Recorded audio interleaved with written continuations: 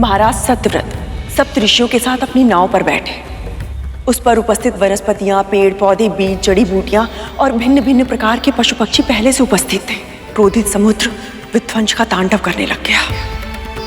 ऐसे अशांत जल के बीच महाराज ने अपने प्रभु को प्रणाम किया और अपनी नाव को खेने लगे।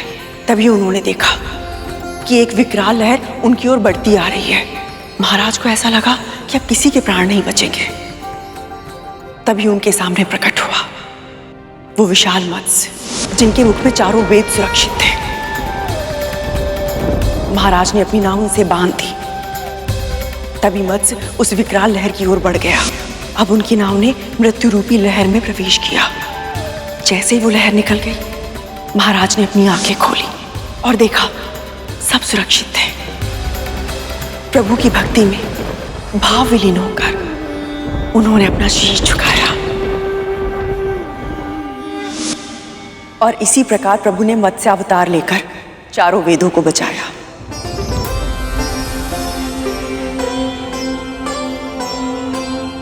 सज्जन सात्विक सप्तऋषियों की, सभी प्रकार के जीव जंतुओं एवं पशु पक्षियों के प्राणों की रक्षा की। वनस्पति, वृक्षों के बीज एवं जड़ी बूटियों के रूप में इस जगत में जो भी शुभ है, सबका संरक्षण किया और साथ ही साथ हयग्रीव नाम के असुर के रूप में अधर्म का नाश किया, पाप का संहार किया और पुनः धर्म की स्थापना की।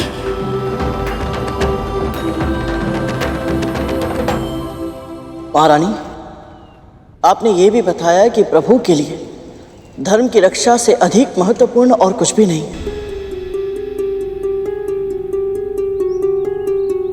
तो उन्हीं प्रभु का भक्त होने के नाते मैं आपसे एक प्रश्न पूछना चाहता हूं।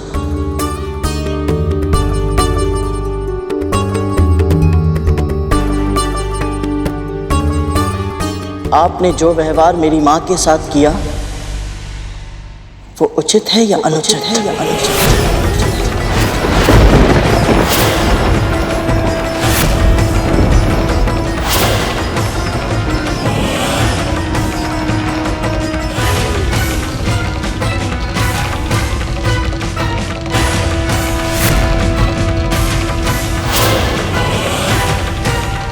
बोलिए महारानी, बोलिए महारानी, बोलिए। आपने पुण्य संचित किया या पाप?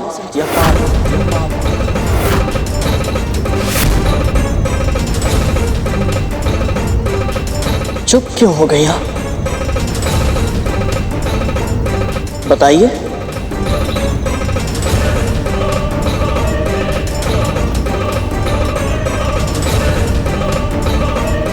जो व्यवहार आपने अपनी सगी बहन के साथ किया वो धर्म है या अधर्म?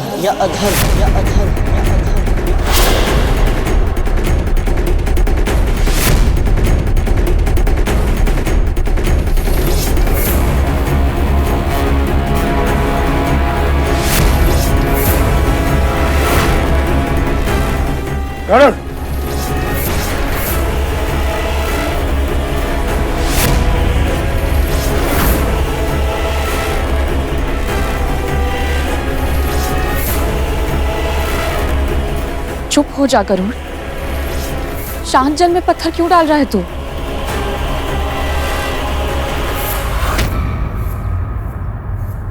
तीर कमान से निकल चुका है विंता।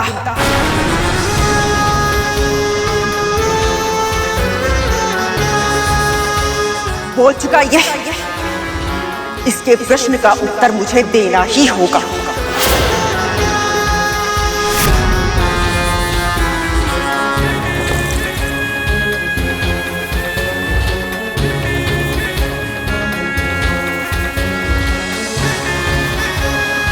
मैंने जो सोचा, माना, कहा वो किया अपने पुत्रों के लिए। यदि अपने पुत्रों का हित सोचना अधर्म है तो मैं कभी विजेता नहीं बनती। देख, मैं आज महारानी हूं और तेरी मां एक दासी।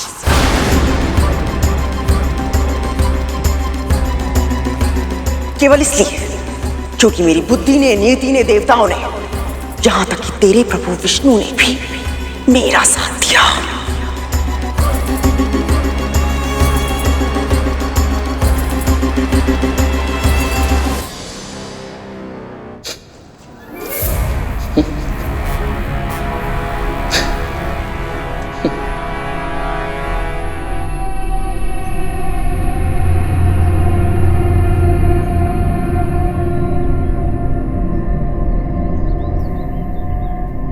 मानसिक संतुलन खो बैठा है। हंस क्यों रहा है तू? आपकी मूर्खता पर हंसी आ रही है मुझे।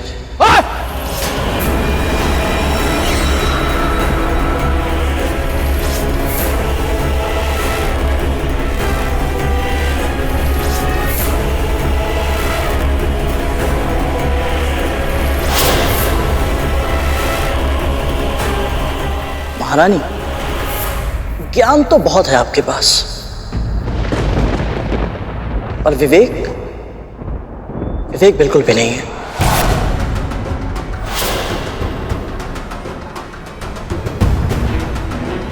इसीलिए आपको अंदेशा तक नहीं हुआ कि आप धर्म के मार्ग से कितना भटक चुके हैं। आपके पास ये महल है, संपत्ति है, वैभव ऐश्वर्य है, इसलिए आपको लगता है कि आप जो भी करती है वो सब उचित है। और वास्तविकता तो ये है कि आपने अपने षड्यंत्रों के नींव पर अभिमान का महल खड़ा किया है।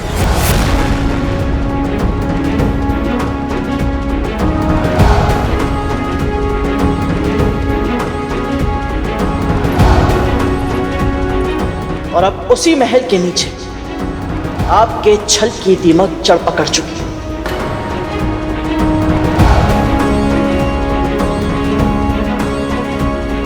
धीरे धीरे ये दीमक आपके पूरे महल को निगल जाएगी और आपका आभास भी नहीं होगा महारानी।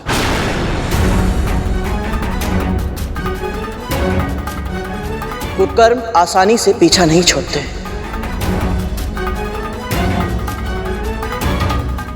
उत्तर देना चाहती थी ना आप? दीजिए उत्तर।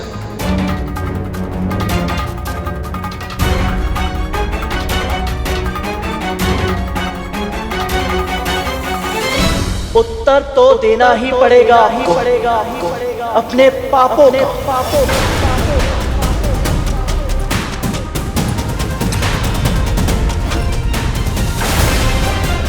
मेरी मां क्षमाशील, दयालु है, और तुम सब ने इसका लाभ उठाया।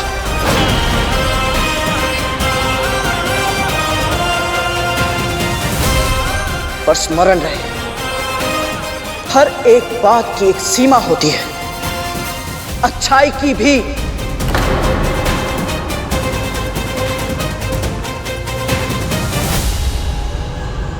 क्या कर रहा है गरुड़? अति मत कर। सत्पुरुषों के क्रोध से भयभीत होना चाहिए महारानी, क्योंकि जब उनके आवेश का बांध टूटता है तब प्रलय आती है।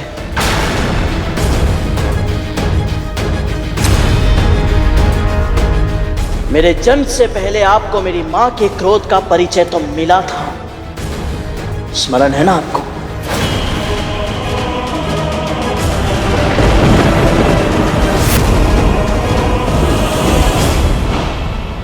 मेरे पुत्र को हानि पहुंचाने की चेष्टा किसने की? मैं महर्षि कश्यप की पत्नी विंता अपने समस्त जप, तप और व्रत की शक्ति का आह्वान करती हूँ। यदि कोई भी प्राणी मेरी इच्छा के बिना इस सुरक्षा घेरे को पार करने का प्रयत्न करेगा, वो उसी क्षण जलकर भस्म हो जाएगा।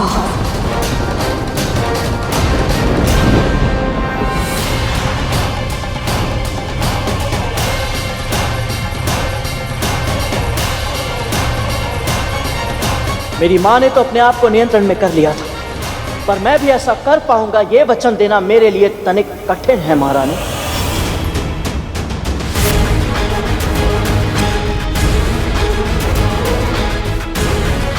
बस कर गरुड़, क्रोध में संतुलन मत खो। आज संतुलन खो ही जाए तो अच्छा है। क्योंकि आज मुझे इन सब का अंत दिखाई दे रहा है।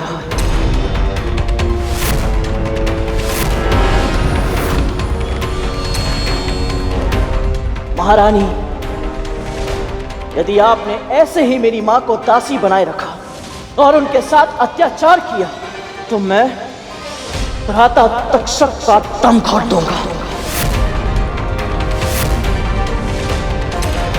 और भ्राता कालिया के 5 सिरों को उखाड़कर अपनी मां के चरणों में फेंक दूंगा।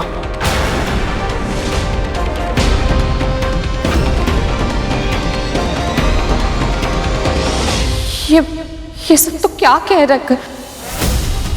स्मरण है, यदि आज के बाद तुम में से किसी ने भी मेरी मां को यंत्र ना दे या भयभीत करने के लिए अपने विष का प्रयोग किया तो तुम्हारे विष दंत भी तोड़ दूंगा मैं।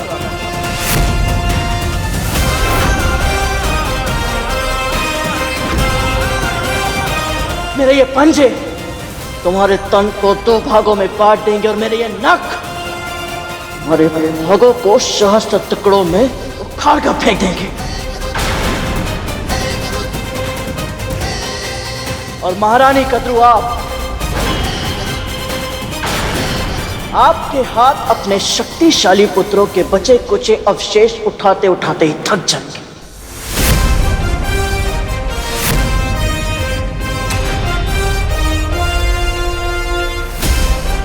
जिह्वा पर नियंत्रण रख करूं।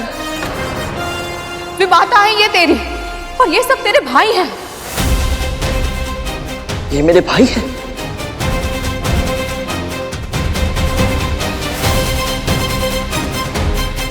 ऐसे भाई?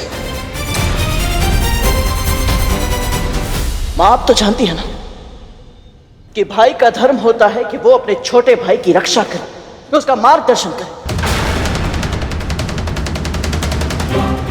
पर ये सब तो प्रारंभ से मेरे साथ शत्रु जैसा व्यवहार करते आए थे।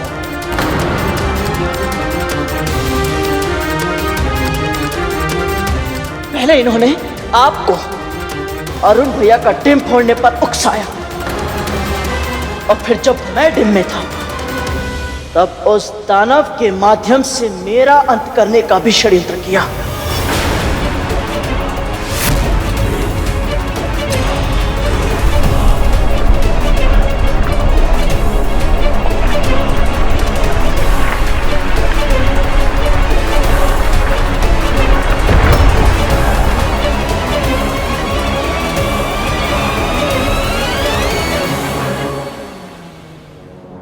बहुत बोल रहा है ये मां। नहीं तक्षक, आज बोलने दे इसे।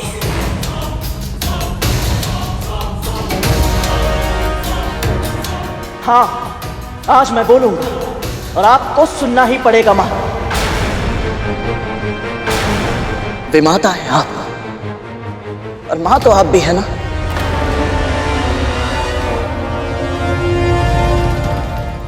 तो फिर बताइए, कहां थी आपकी ममता जब आप डिम में अरुण भैया और मेरी हत्या करवाना चाहती थी?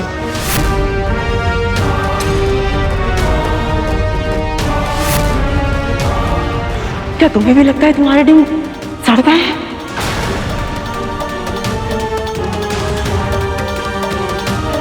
कहां थी आपकी ममता जब आपने केवल मुझे नियंत्रण में रखने के लिए अपनी ही छोटी बहन को छल से दासी बना लिया? तूने वचन दिया था मुझे, इसलिए अब तुझे मेरी दासी बनना पड़ेगा जीवन भर के लिए। अपना प्रभुत्व बनाए रखने के लिए किसी और से उसका सामान्य जीवन जीने का अधिकार छीन लेना, ये कहां का धर्म है महारानी?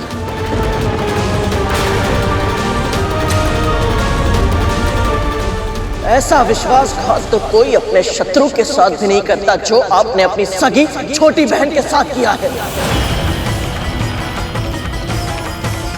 बस कर दे गरुड़, जो होना था वो हो गया, अब जाने दे। मुझे रोकने के स्थान पर यदि आपने इन सबको अपनी भावना के साथ खिलवाड़ करने से रोका होता, अपनी ईर्ष्या पर नियंत्रण किया होता, तो आज अरुण भैया न केवल स्वस्थ होते बल्कि हमारे साथ होते। मां,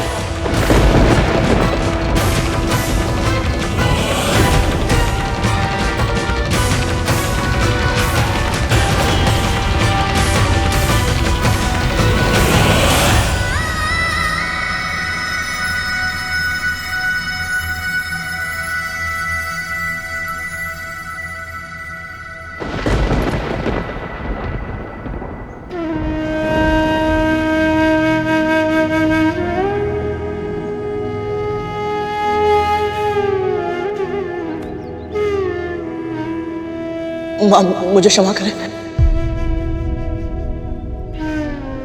तेरे वचन कटु हैं पर सत्य है।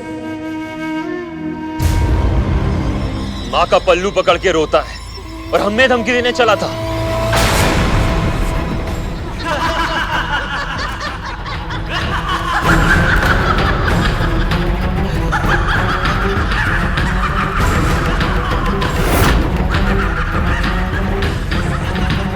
केवल बोलना ही आता है तुझे या फिर अपने कथन को सत्य सिद्ध करने का सामर्थ्य भी है?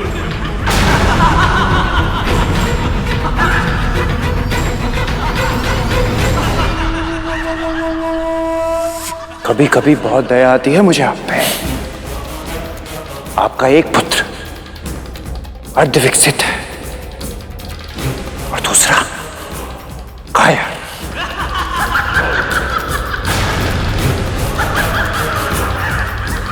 दोष आपके पुत्रों का नहीं है दासी मां, दोष आपका है। दुर्बल हैं आप, दुर्बल हैं।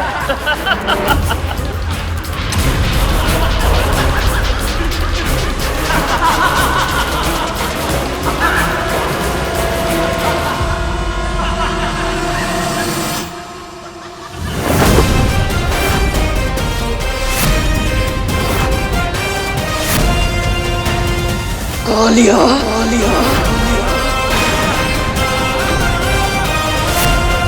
नहीं गरुड़,